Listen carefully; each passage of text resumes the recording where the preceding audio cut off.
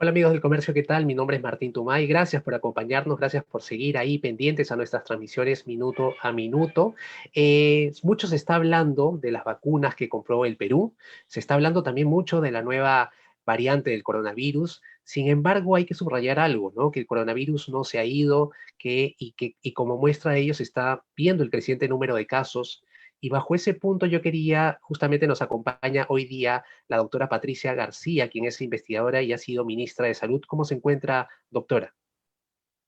Muy bien, Martín, muchas gracias por invitarme a este espacio para poder ver si podemos aclarar algunas cosas y conversar algunos de los temas que en este momento se están discutiendo y sobre los cuales seguramente hay muchas controversias. Tratar de aclarar algunas de esas, las que podamos, Yo, especialmente el COVID y las vacunas. Es, exacto. Yo principalmente, o en primer punto, vuelvo a lo que decía al inicio, ¿no? El COVID no se ha ido, si bien estamos entusiasmados con la llegada el primer lote de vacunas, estamos también siguiendo muy de cerca el tema de la nueva variante del coronavirus. Sin embargo, el COVID no se ha ido y yo quiero aprovechar que usted es tan directa, quizás para que nos recuerde de alguna manera las medidas básicas de cuidado que debemos mantener y en estos momentos incluso reforzar ante la pandemia, ¿no?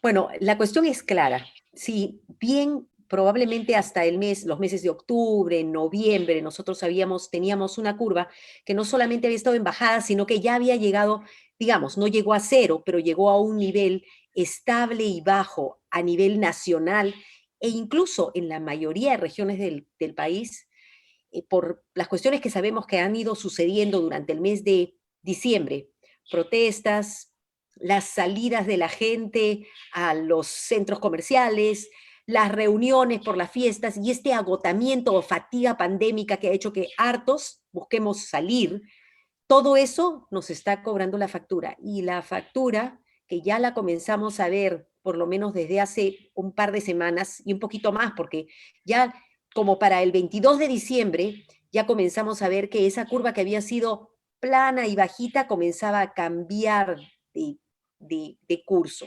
Entonces, claramente hoy en día, o sea, hoy día, a los primeros días de enero, es clarísimo que estamos en subida de casos.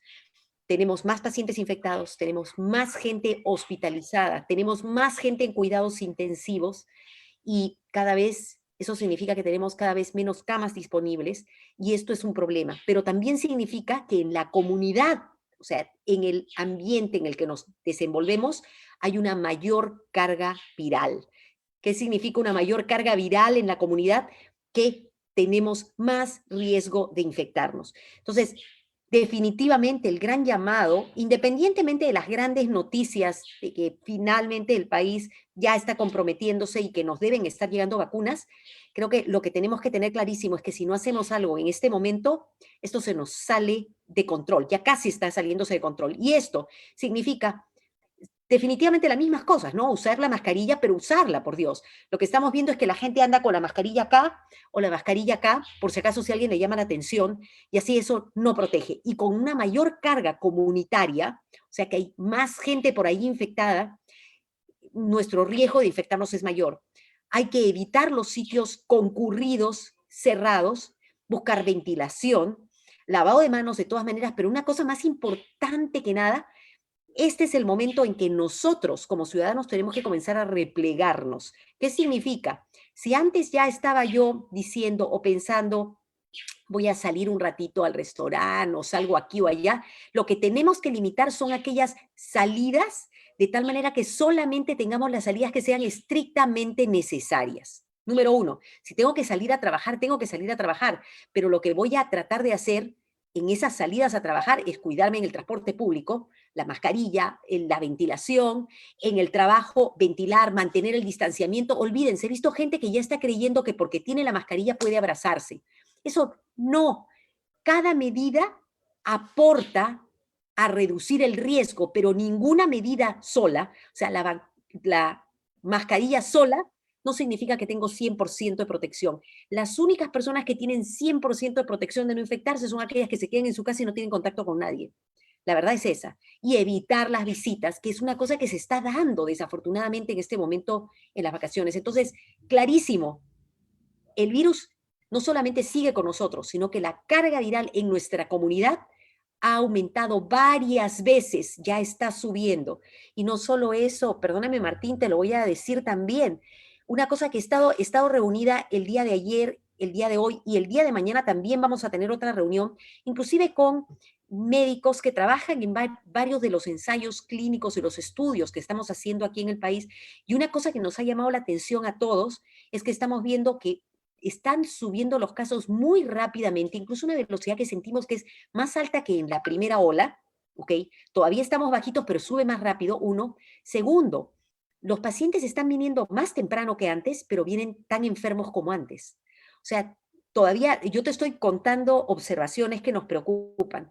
Tercero, estamos viendo que familias completas se han infectado. Esto puede ser porque ha sido porque han hecho una reunión familiar o podría ser porque realmente hay algún componente del virus que ha cambiado, que de repente lo hace más infeccioso. Incluso estamos entre nosotros, una de las hipótesis que ha salido es, si bien es cierto no tenemos evidencia, es posible que la variante o alguna otra variante que tenga características de ser más infecciosa ya esté circulando en nuestro país y los resultados son los que estamos viendo. La variante que existe en el Reino Unido es una variante que tiene características que las hacen más pegajosa, se pega más rápidamente a las células, por lo tanto infecta más rápido.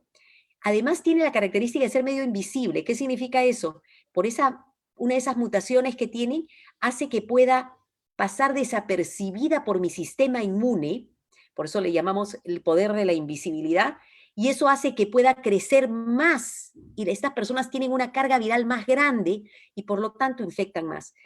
Tal vez ya la tenemos, no tenemos un sistema como el que tiene el Reino Unido u otros países para poder hacer genotipificación al día y estar pendientes de lo que pasa. La verdad es que no existe como tal. Entonces, con mayor razón, tenemos que cuidarnos.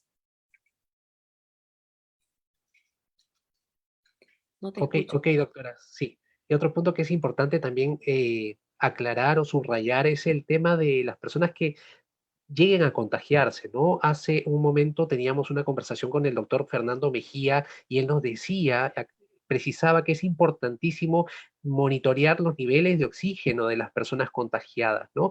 Bajo ese punto, doctora, ¿qué recomendaciones precisas para las personas que lamentablemente lleguen a contagiarse? ¿Qué es lo que deberían hacer? ¿Qué es lo que deberían tomar en cuenta? Mira, quiero retroceder un poquitito porque has tomado un punto que es clave. Eh, Uno, estamos hablando que tenemos que prevenir. Y para prevenir, tenemos que seguir usando las mismas medidas, pero además, en este momento, nosotros comenzar a quedarnos en casa, que es lo que te estoy diciendo. Incluso, o sea, reducir las salidas al mínimo indispensable para reducir el riesgo. La segunda cosa es, si yo comienzo a tener síntomas, ¿ok? Y los síntomas, ya sabemos, la fiebre, el malestar, el dolor de garganta, pero también estamos viendo presentación, y eso me olvidé comentarte, en gente más joven. Y una forma de presentación son diarreas y malestar general, que ya sabíamos que existía, pero lo estamos viendo también. Si alguna persona sabe que sale, se expone, porque sabemos, o que tiró la canita durante las fiestas o alguna cuestión, y tiene alguno de estos síntomas, inmediatamente debería hacerse la prueba molecular. Llamar, ya sea llamando al 113, qué sé yo, Seguro Social, el ministerio, sea que tiene un seguro particular, hacerse la prueba. Pero sobre todo, quedarse en casa en cuarentena para no exponer a más gente ni exponer a la gente en su casa. Esto es algo que todavía no le entra a las personas. Dicen, no, yo voy un ratito a la tienda, que no sé qué, y así es como esto continúa. Y luego, si es que tengo los síntomas, todavía no me hacen la prueba, digamos, pero es muy probable que la tenga, o si ya me salió la prueba molecular positiva, es importantísimo el tener el pulso oxímetro, que mide justamente la cantidad que también está oxigenándose mi cuerpo. Eso es lo que mide. Una oxigenación buena es 99 o 100. Esa es la oxigenación que todos deberíamos tener. Si la oxigenación comienza a bajar un 95%, a pesar de que, por eso todo depende comparado con qué, 95% suena fantástico, pero ¿saben qué? En todos los países del mundo, con 95%, la gente va al hospital y le colocan, la hospitalizan. Aquí en el Perú, desafortunadamente, como teníamos pocas camas, con niveles inclusive de 90 o menos, la gente llegaba con niveles muy bajos y lo mandaban a su casa. Eso no puede volver a pasar. El estudio que justamente ha hecho el doctor, que ha estado en la entrevista anterior, es un estudio que muestra que los pacientes que llegan con niveles de oxigenación o saturaciones bajas tienen más riesgo de morir. ¿Por qué? Porque su cuerpo no ha sido, al tener bajo oxígeno, no es capaz de luchar contra la enfermedad. Entonces, la recomendación es, si tienes síntomas, llama para hacerte la prueba. Quédate en casa, en cuarentena, evita contagiar a más miembros de tu familia, consíguete un pulso oxímetro, chequea. Si la saturación llega a menos de 95, o sea, hasta 95 yo diría límite, comienza debajo de 95 inmediatamente al hospital, allí el médico va a evaluar tu condición, probablemente hará una radiografía de tórax, CT scan, lo que sea necesario, hospitalización, oxígeno, y fíjense, hay gente que le tiene miedo al oxígeno porque piensa que el oxígeno le va a dar neumonía. Así no es. El oxígeno es lo que necesitan nuestras células para poder luchar, esa lucha cuerpo a cuerpo que tienen con el virus. Cuando falla esa lucha es que el virus nos gana. Por eso que el oxígeno es una medicina prácticamente. Y el médico decidirá también qué otros líquidos o qué otros medicamentos, por ejemplo, una cuestión que sirve para mejorar la oxigenación y controlar toda esta tormenta que se produce en el organismo son los corticoides, pero uno no se automedica. El médico sabe en qué momento y tiene que darlos dentro del hospital. Ok, doctora, ahora sí ya lo tienen clarísimo, las personas, los cuidados que hay que tener, también las personas que se contagien, qué cuidados y qué recomendaciones hay que seguir. Bueno, pasando al siguiente punto, ¿qué destacaría, doctora, sobre las vacunas que ya compró el Perú, ¿no? Ya tenemos entendido, Sinopharm, el primer lote de 1 millón llega dentro de este mes y AstraZeneca, que llegarían a partir de septiembre. ¿Qué destacaría de ambas vacunas? Y si se sabe también cuánto tiempo de la primera dosis, porque ambas tienen 2 dosis, ya podríamos tener una inmunidad contra el coronavirus. Perfecto. Entonces, la primera cosa que quisiera destacar es que ambas vacunas tienen una característica que nos va a permitir en el país poder tener una implementación de vacunación efectiva. Ambas vacunas requieren el mismo tipo de cadena de frío que todas las vacunas que estamos acostumbrados a trabajar en el país. Es decir, tienen que mantenerse entre 2 y 8 grados, que es una refrigeradora regular. Eso es buenísimo. Por ejemplo, la vacuna de Pfizer requería estos ultra freezers a menos 70 grados, que ya hasta en Estados Unidos están teniendo problemas porque al sacarlas de esa refrigeradora tienen un tiempo límite, se malogran y no que cambian de color ni nada, sino simplemente pierden su efectividad y uno no sabe qué está vacunando. Entonces, la primera cuestión son vacunas que requieren una cadena de frío regular como cualquier otra vacuna. La segunda cosa que es importante es que son dos vacunas que han sido muy bien estudiadas en estos ensayos clínicos que se han dado en diferentes países. La vacuna de Sinopharm, por ejemplo, tiene ensayos clínicos en los que han participado más de 60.000 personas. ¿Okay? La vacuna de AstraZeneca, números más o menos similares, 40.000 a 50.000 personas. Entonces, son vacunas ya muy bien estudiadas y estos números, si tú los comparas con los números que han participado en ensayos clínicos de vacunas que ahora ya usamos, que no son para COVID, son varias veces más grandes, significa que tenemos muchísima información que nos dice que estas dos vacunas tienen un perfil de seguridad muy bueno. La vacuna de Sinopharm, sí, tiene los eventos adversos más frecuentes son ¿qué? Dolor en la zona de la inyección, que podría venir con hinchazón. El segundo tipo de síntomas son los síntomas asociados a esa reacción que nosotros esperamos que tenga el cuerpo, que es un poquito de fiebre, un poquito de moquito y malestar, que es parte de la preparación de nuestro sistema inmune cuando está aprendiendo a luchar contra el enemigo. ¿Okay? Entonces, número 1, definitivamente pueden mantenerse en una cadena de frío que es adecuada, que podemos manejarla porque es la misma de otras vacunas. Número 2, muy bien estudiadas. Número 3, un perfil de seguridad bueno. Número 4, efectividad. Y las personas preguntan, ¿no? ¿Qué efectividad? Una tiene 80%, una tiene 90%, pero eso, comparado con el 95%, quiero contarles que la Organización Mundial de la Salud, antes de que se comenzaran los ensayos clínicos de vacunas, estamos hablando al inicio casi de la pandemia, reunió una serie de expertos para definir los perfiles, cómo deberían ser las vacunas que tendrían que trabajarse para COVID. Eso siempre se hace cada vez que se van a trabajar vacunas como esto. Y este grupo de expertos definió cosas como cuál debería ser la efectividad mínima. Y la efectividad mínima que se definió era de una vacuna de por lo menos 60% efectividad. Con 60% de efectividad se podría detener esta pandemia. ¿Y cuál es el modelo que se usó? Se usó el modelo de la vacuna de influenza, que tiene una efectividad del 50 al 60%.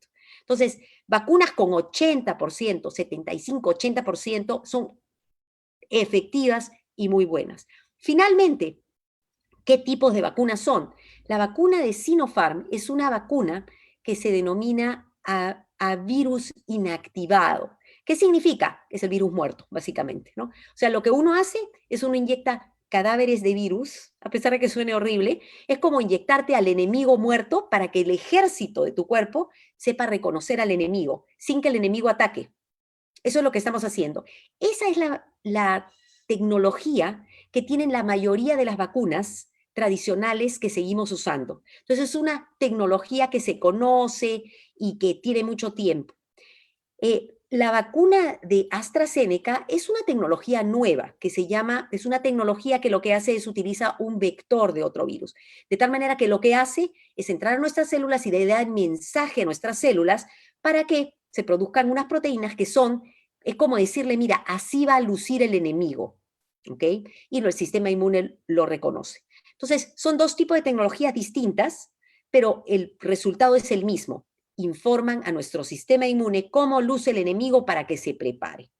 Ahora, con respecto a las dosis, estas dos vacunas y casi todas las que tenemos en este momento aprobadas y casi todas las que están en estudio, excepto por una o dos, requieren dos dosis. La primera, para enseñarle a nuestro sistema inmune cómo funcionar, y la segunda es lo que llamamos un refuerzo. Es como decirle, a ver, tropas, ¿cómo funcionan?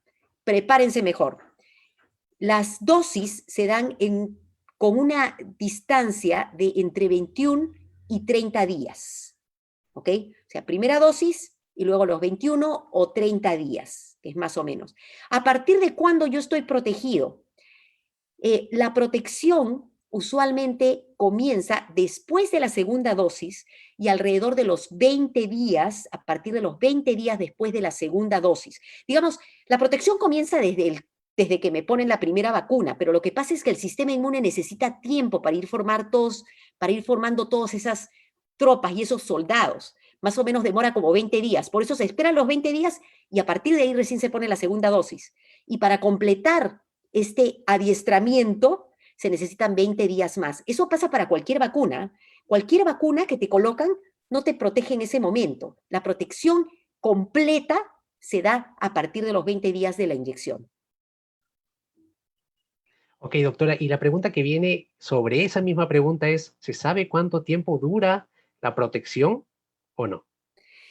Ya, y esta es una excelente pregunta. Lo que se ha estudiado bastante, pero se va a seguir estudiando, inclusive aquí en el Perú estamos empezando un estudio para ver inmunidad, no solamente acerca de COVID, sino también vamos a comenzar a estudiar inmunidad en la siguiente temporada de influenza que se nos viene. O sea, estamos preparándonos porque también se están viendo qué cosas se nos van a venir. Entonces, se tiene bastante información y se va a seguir recogiendo acerca de cuánto dura la inmunidad en una persona que se infecta. A eso le llamamos inmunidad natural. Y hay estudios que van y vienen, ¿no? Lo que sabemos es que algunas personas, probablemente un porcentaje más pequeño, desarrollan una inmunidad, pero por corto tiempo. Por esa razón es que se reinfectan, ¿ok? Y eso pasa. En general, la inmunidad natural aparentemente por lo menos dura entre 6 y 8 meses, por lo menos. Y lo Ok. que se sabe con respecto, como una inferencia de esto, por los niveles de anticuerpos en la inmunidad natural, que son como así, y los niveles de anticuerpos en vacuna, que son mucho más grandes, se estima que por lo menos la inmunidad de vacunas debería durar por lo menos un año o tal vez 2 años, por lo menos, digamos, de esta inferencia. Pero la única forma de tener una real idea de cuánto durará va a ser el hacer seguimiento a todas las personas o a las personas que han participado en los ensayos clínicos, se les va a hacer un seguimiento para ir haciendo mediciones de anticuerpos. Por eso es que la mayoría de los ensayos clínicos tenían dos fases en realidad, ¿no? Una primera fase más corta, que nos está dando resultados, que es la fase de ver, ¿es segura? ¿Es efectiva? Y una segunda fase de seguimiento, que es más larga, a 2 años por lo menos, para ver duración de la, digamos, de la efectividad. Ahora, se está discutiendo esto, ¿no? Hay un grupo de expertos que dicen es probable que solamente necesitemos vacunarnos la primera y un refuerzo, ¿ok? Pero eso lo vamos a ver siguiendo a las personas que se han vacunado. Hay otro grupo que dice probablemente se va a necesitar, en realidad son tres, ¿no? Probablemente algún otro refuerzo adicional, tal vez a los 2 años. Y hay otros que lo que consideran es que si realmente el virus sigue cambiando y vemos nuevas variantes, es posible que se comporte, en el peor caso, se comportaría como la influenza, para la cual tenemos que vacunarnos cada año. Ahora, la gente dice, ¡buah! ¿Pero para qué me vacuno esta vez si me vacuno? Porque en realidad estas son cosas que las vamos a ir viendo mientras tanto. Vamos a estar protegidos por un tiempo prolongado mientras entendemos qué es lo que pasa. Y el cambiar la vacuna para adecuarla a las variantes ya no es tan complejo, por eso es que esto se hace de manera regular con la vacuna de influenza todos los años, no es tan complejo como comenzar una vacuna de cero y hacer todos los ensayos. Esto sería simplemente hacer las adecuaciones de acuerdo a si es que hay cambios en la variante. Ahora, esto muchos dicen que es poco probable porque las vacunas están dirigidas a una proteína que se llama spike, que son las puntitas de la pelota. El coronavirus es casi una pelota que tiene puntas. Y al parecer, esas puntas, esas proteínas, son bastante estables. Al ser estables, es posible que la vacuna nos dé inmunidad por más tiempo. Así que esto es más o menos como, vamos a ver qué continuará. Es como una serie que estamos viendo a medida que vamos aprendiendo más acerca de este virus. Doctora, la siguiente pregunta tiene que ver con que si estamos preparados como país para sacar adelante es un proceso de vacunación exitoso, ¿no? Teniendo en cuenta este detalle, ¿no? Según escuchaba también a un exministro de Salud, el doctor Ugarte, lo escuchaba en la mañana, él decía que el Perú vacuna al año entre 5 a 6 millones de personas. Solamente para el coronavirus se va a tener que vacunar a 24 millones de personas. Ese número Sí. representa 4 veces más. En ese sentido, la pregunta tiene que ver mucho con que si estamos preparados también a nivel médico, a nivel de infraestructura, a nivel de equipos médicos, porque hemos visto algunos países que incluso han faltado hasta las jeringas. En ese caso, repito la pregunta, ¿el Perú está preparado como país para llevar un proceso exitoso de vacunación? Yo creo que lo que tenemos que hacer es, el Perú se está preparando, diría yo, ¿ok? Yo creo que ningún país en el mundo ha estado listo para esta pandemia. Entonces, sí se necesita, yo creo que lo que tendríamos que ver es qué cosas sí tenemos y qué cosas no tenemos, ¿ok? Entonces, sí tenemos experiencia en vacunación, o sea, hay mucha experiencia en vacunación, efectivamente cada año se vacuna mucha gente, millones de personas en las vacunaciones regulares y además tenemos experiencia en manejo de campañas para vacunación. Eso es cierto.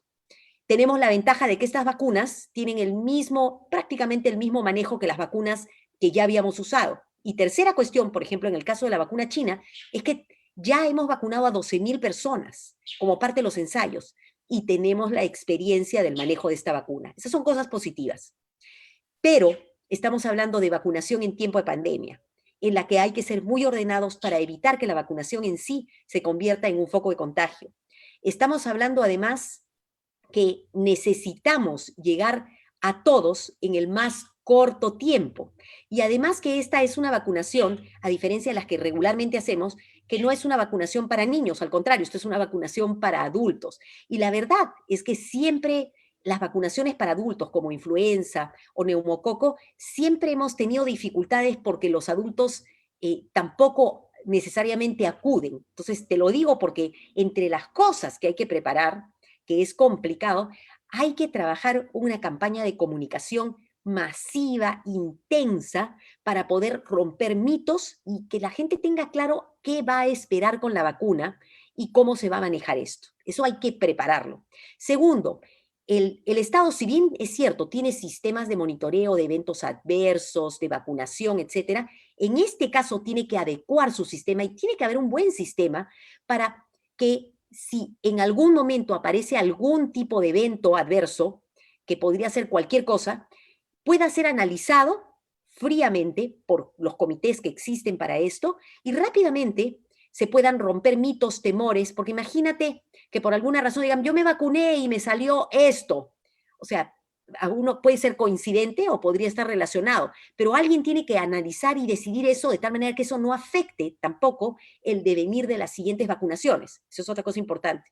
El tema de los insumos, sé que se han estado trabajando, pero hay que asegurarse que los tengamos.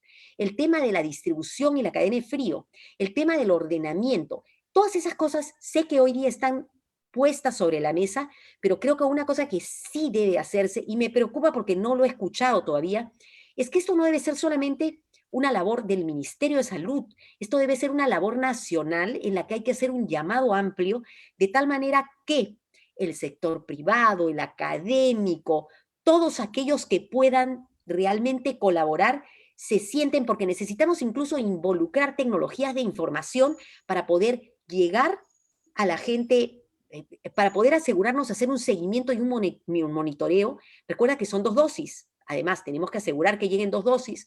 Tenemos que ver cómo le damos la vacuna a aquellos que no puedan llegar, cómo la vacuna llega a ellos. Entonces, esas cuestiones son las que hay que poner sobre la mesa. Creo que hay cosas positivas, pero creo que hay cosas pendientes que en este momento tienen que hacerse y tienen que hacerse trabajando de manera unida como país. O sea, este es el momento para que el país completo, o sea, todos los sectores, nos sentemos y podamos apoyar en la estructura que se requiere para una vacunación efectiva.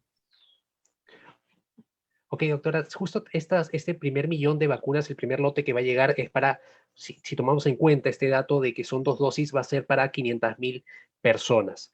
Eh, Se va a vacunar primero al equipo médico, también se tiene en cuenta que en la primera línea está la policía, el ejército. Sin embargo, también hacían los cálculos en la mañana y esa primera línea es más o menos de 1 millón de personas, ¿no? Faltaría una dosis más de vacunas. En ese sentido, ¿cómo podría ser la distribución para quienes van a ser los primeros vacunados? De todas maneras, los médicos, ¿quiénes más sugeriría usted cómo asegurar esas 500.000 dosis, ¿no? Mira, ya existe un documento que sacó el Ministerio de Salud ya hace varios meses, no sé si me parece que lo sacó de repente en el mes de octubre o un poquito antes, en el que ya ha hecho una suerte de priorización. ¿Ok? Si nosotros pensamos solamente en el personal de salud, no llegamos, definitivamente no llegamos a 1 millón. ¿Ok?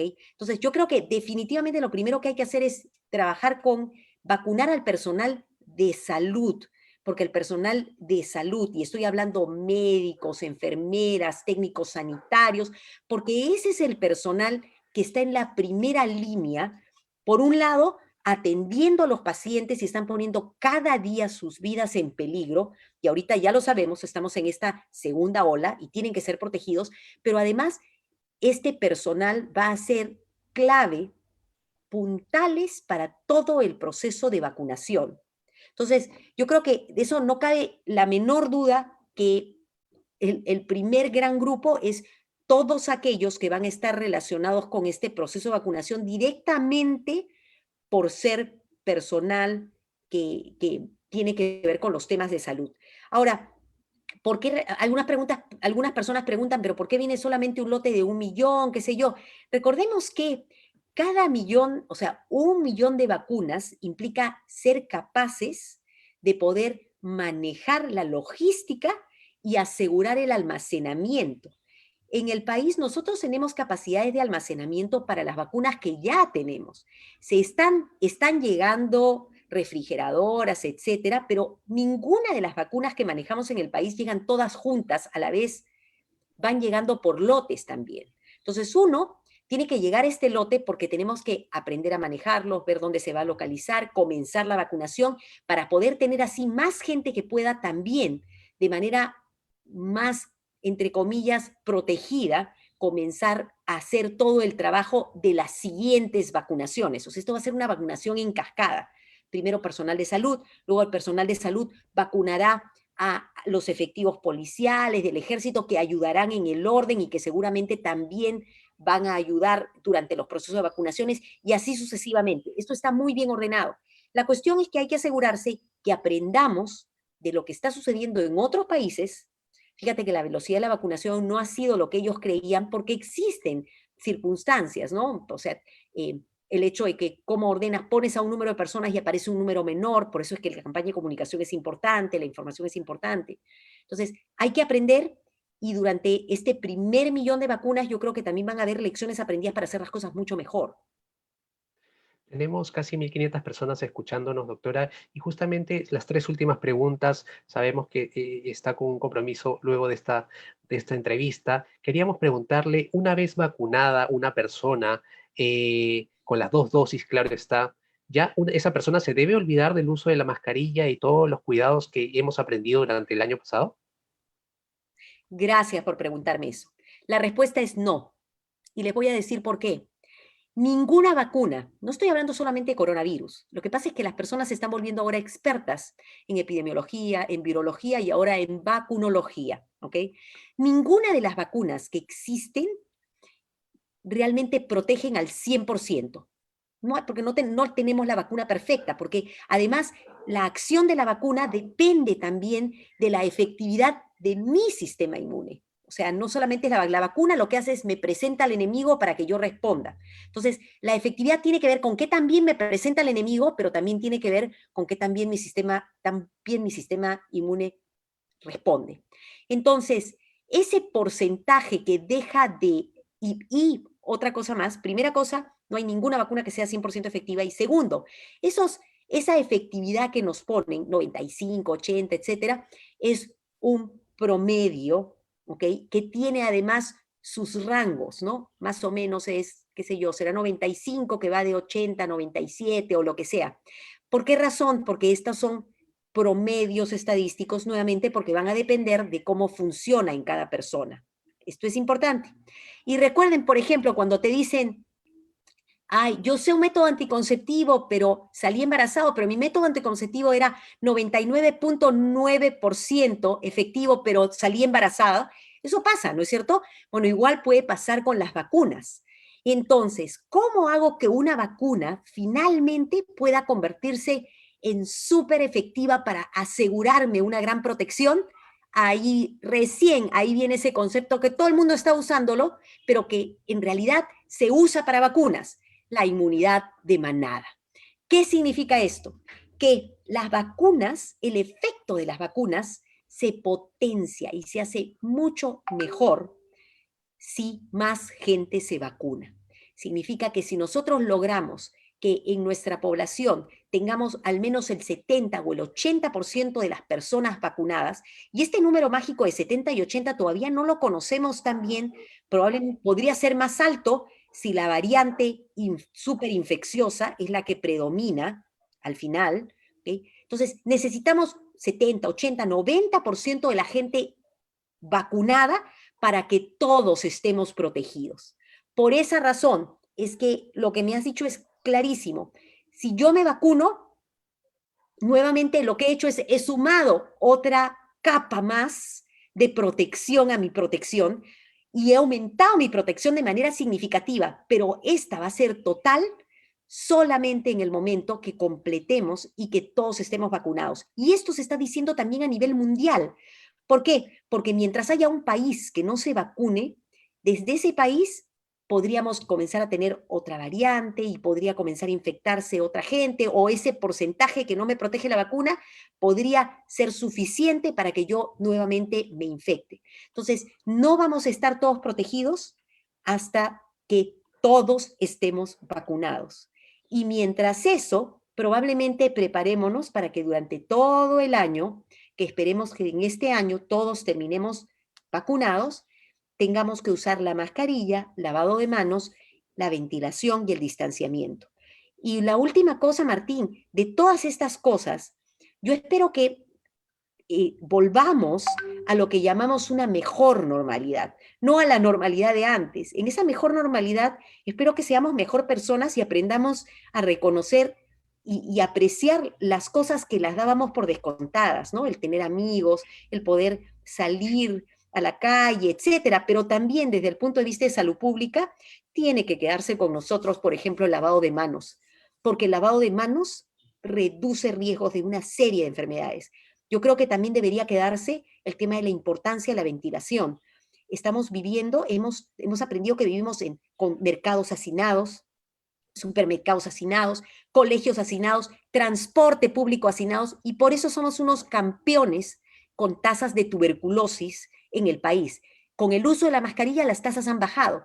Bueno, deberíamos mejorar ventilación y tal vez la mascarilla podría ser uno de esos elementos que podríamos comenzar a tomar de manera más normal cuando vemos que, por ejemplo, hay aglomeraciones, etcétera, para protegernos. Entonces, ventilación, lavado de manos y mascarillas debemos considerarlas como herramientas de la salud pública para poder protegernos hacia el futuro y pensarlas y comenzar a pensar cómo podemos vivir mejor. También eso es otra cosa importante, ¿no? Entonces, no, yo creo que la lógica no debería ser, ya existen vacunas, ya nos alocamos. No, porque todavía tenemos que vacunarnos. Ya me vacuné, me aloco. No, porque tienen que vacunarse todos para estar protegidos. Ya llegamos al 80-90%, ya voto todo y nunca más. No, tengamos una normalidad mejor. Tenemos que vivir en sitios mejor ventilados, definitivamente con lavado de manos y ser conscientes de que si un transporte público está muy lleno, hay riesgo de otro tipo de infecciones, bueno, usemos nuestra mascarilla. Yo creo que eso va, por lo menos yo tengo clarísimo que en mi cartera va a haber una mascarilla. Yo creo que eso, y eso lo aprendieron los chinos, los coreanos, con las epidemias anteriores que tuvieron con otros virus. Sí, doctora, justamente quería preguntarle también sobre, ya muchos expertos mencionan el tema de la segunda ola y justamente Bogotá hoy día entra a la medianoche, entra en cuarentena. Y quería preguntarle básicamente si considera usted que en el Perú deberíamos tener las mismas medidas más rigurosas, si contempla usted la posibilidad de volver a las medidas que tuvimos el año pasado, si es que los casos llegan a incrementarse, ¿no? Mira, yo no quiero ser ave de mal agüero, sinceramente, ¿ok? Pero tengo que decir que ya desde hace varias semanas estuvimos llamando la atención acerca de este cambio de giro de la curva y que era importante que los mensajes que diera el gobierno fueran más claros, menos contradictorios, porque mensajes como vete al cine o abrimos los restaurantes, pero no vayas a visitar a tu gente, eso no los entiende ni Mandrake. O sea, qué difíciles, ¿no? Eh, lo que está pasando en Colombia, o sea, realmente ellos tienen una cantidad de casos que va muy por encima de nosotros. Esperemos que no lleguemos a eso. Pero entonces, dado el momento, si esto no se controla y no se toman acciones ahora, en estos días, acciones que podrían ir desde cosas no tan drásticas como decir todo el país se cierra, no en ese sentido, sino retrocedamos en algunas actividades económicas, de tal manera que damos un mensaje también, ¿no? Por ejemplo, voy a hablarte, ¿no? Esto de los cines, los teatros, los bingos, que son actividades secundarias, incluso probablemente reducir de manera más importante aforos e inclusive reducir la exposición en restaurantes, que es otra cosa importante, y volver al delivery, yo creo que serían las primeras acciones que tomaría y definiría algunas regiones en las que sí se está viendo una tendencia marcada y sin camas UCI, probablemente en esas regiones sí recomendaría el cierre total. El cierre total en el país todavía no, pero hay que seguir monitoreando. Y si dado el momento se requiere, porque esto no calma, habrá que hacerlo. Pero también haría un llamado a las personas, y por eso te decía, o sea, si cada persona comienza a tomar conciencia de que, ay, mira, ¿sabes qué? Quiero ir a visitar a alguien, pero dice, no, este no es el momento de visitar, ay, me gustaría salir a comprar tal cosa, pero es una cosa secundaria y no la necesito, no salgas. Entonces, comencemos también, o sea, el gobierno tiene, desde mi punto de vista, ya tiene que tomar algunas acciones que den mensajes más claros, y creo que las personas también que tenemos que anticipar e ir guardándonos un poco, haciendo las las actividades estrictamente necesarias, porque desafortunadamente sí podríamos llegar a niveles. No creo que vayamos, o sea, cuando alguien me pregunta, pero la segunda ola, ¿cómo va a ser más grande? O sea, todo va a depender del lugar donde esto se dé, donde haya más gente que todavía no se ha infectado, la ola va a ser más grande. La ola depende del número de gente que es susceptible. Pero ojo, las complicaciones y la mortalidad va a depender de qué tan rápido esto se dé. Y un problema que estamos viendo es que las infecciones, como te dije al inicio, se están dando muy rápidamente. Entonces, si tengo uno por vez, me alcanzan las camas. Si aparecen 20 a la vez, se me acabaron las camas y no quedan para nadie más.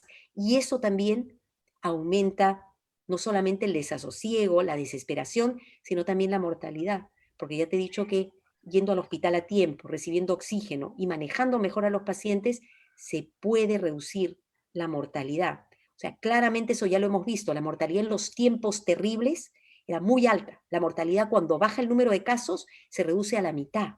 Entonces,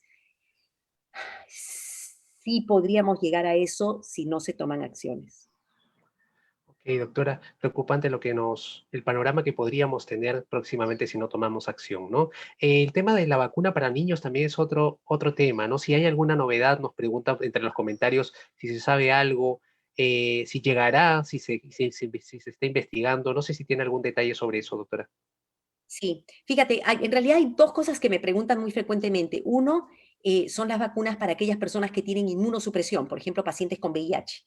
Si son pacientes con VIH que son adultos de 18 en adelante, ya hay recomendaciones para el uso de la vacuna. Se considera que es segura. En el caso de los niños, en este momento las recomendaciones universales, globales, es vacunar a personas a partir de los 18, en algunos países a partir de los 16 años. Sin embargo, sí se están corriendo algunos ensayos clínicos en niños. Ahora, lo que sucede es que se está dando prioridad a la vacunación en adultos, y si te das cuenta, aquellos que tienen más riesgo, primero, ¿cierto? Adultos mayores y adultos vulnerables, y el último grupo en realidad de vacunación va a ser entre el 18 y 59 años, creo que es. ¿Okay? Ese va a ser el último grupo porque sabemos que estos grupos tienen menor riesgo y sabemos también que los niños, si bien pueden ser fuente de infección, tienen menores riesgos de complicaciones. Entonces, hasta la fecha, los ensayos clínicos, hay algunos ensayos clínicos que están corriendo para ver la seguridad y la efectividad de las vacunas en menores de edad. Entonces eso está corriendo, pero las recomendaciones globales es la vacunación de aquellos que son, en algunos casos, en otros países, creo que hay un par de países de 16, pero en la mayoría a partir de los 18. Y finalmente, doctora, quizás algún mensaje o alguna reflexión para las personas que quizás estén dudando de la efectividad de las vacunas porque vemos en redes sociales muchos grupos antivacuna y queríamos desde el lado de la ciencia y de la evidencia que usted nos recuerde, ¿no? ¿Por qué son tan importantes las vacunas y quizás hacer reflexionar también a las personas que están en duda de alguna manera en estos momentos? De acuerdo. Las vacunas son la tecnología que ha cambiado la historia de la humanidad. Para aquellos que probablemente tienen dudas, comiencen a pensar, seguramente, espero que sean, me imagino que son muchas de las personas adultas, ¿ok? Después hablo para los jóvenes. O sea, los adultos, inclusive adultos como yo, hemos visto el producto de enfermedades como la polio, por ejemplo, que llevaba a personas no solamente a morir, sino también a tener discapacidades, ¿no? Con los miembros inferiores delgaditos y no poder caminar, etcétera. Pero eso prácticamente se ha eliminado con vacunas. Hemos eliminado muerte por sarampión. Ahora sarampión parece una enfermedad de nada, pero el sarampión puede matar. Se ha logrado eliminar del mundo enfermedades como la viruela que mataba. Y para todos los jóvenes, todos nosotros hemos recibido durante nuestras vidas, para los jóvenes, han recibido durante sus vidas una serie de vacunas que les están permitiendo vivir sanos. Ya sus riesgos de enfermedades como las hepatitis, o las paperas, que en mi tiempo no existían esas vacunas, ya se volvieron cero. ¿Okay? Y las vacunas son elementos seguros porque lo que hacen es le enseñan a nuestro sistema inmune cómo protegerse. Todas esas cosas que están pasando a través de los chats, etcétera, que nos van a poner microchips y vainas, solamente demuestran, creo que dentro de nuestros grupos antivacunas tenemos dos grandes facciones en realidad, ¿no? Gente que tiene conflictos de interés, y no voy a entrar en los conflictos de interés, y otras personas que tienen mucho desconocimiento y además mucho desconocimiento y tienen ideas que muy cerradas y no entienden lo importante y lo trascendental que significa la vacunación desde el punto de vista del control de las enfermedades, especialmente a nivel poblacional. Si reciben cualquiera de esos mensajes, rómpanlos, busquen fuentes que sean realmente confiables. Las vacunas que se han sacado para COVID, las que van saliendo, son seguras, son efectivas y son la única forma por la cual vamos a poder salir de esta pandemia y vamos a poder salir bien. Y no son experimentales, ya fueron evaluadas y como lo dije antes, la información que tenemos es de muchísimas personas que las han recibido en relativo corto tiempo. La razón es que se ha hecho en corto tiempo porque ha habido mucha colaboración internacional, muchos países participando al mismo tiempo, mucho dinero también para poder desarrollarlas y porque ha habido mucha enfermedad. Eso permite que los ensayos clínicos de vacunas se hagan en menor tiempo. Para otras enfermedades esto demora mucho porque hay que esperar a que se produzcan los casos. Aquí los casos han pasado, por eso es que se ha hecho rápido, no porque se haya saltado ningún paso importante en la investigación. La investigación ya se dio, estas vacunas son probadas y tenemos más data incluso que con cualquiera de las vacunas que ya tenemos usando hace mucho tiempo para que el momento en el que fueron puestas a disposición. Entonces yo les diría, por favor, vacúnense y los recomiendo. Yo creo que las vacunas son lo mejor y tenemos que hacerlo. O sea, es el elemento que nos va a permitir volver a una mejor normalidad, que creo que es lo que todos deseamos. Ok, doctora, genial, le agradezco mucho su tiempo y ahora, como siempre hago con mis invitados, le doy el pase si quiere agregar algo, subrayar algo de todo lo que hemos comentado, por favor, adelante. Bueno, mi mensaje es, tengamos una actitud positiva. Yo creo que esto de las vacunas nos permite comenzar el año mejor. Tenemos, lo necesitamos.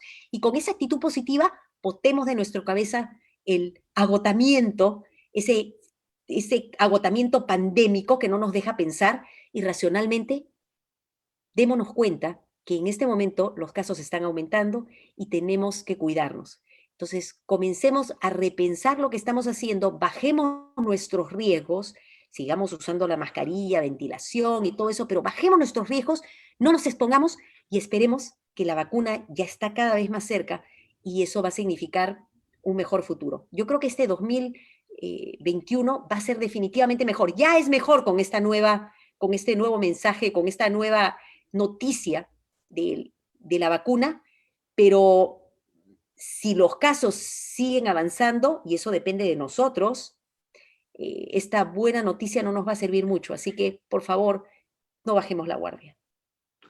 Muchísimas gracias, doctor. Estuvimos con la doctora Patricia García, investigadora y ex ministra de Salud. Gracias por su tiempo, gracias por estar aquí.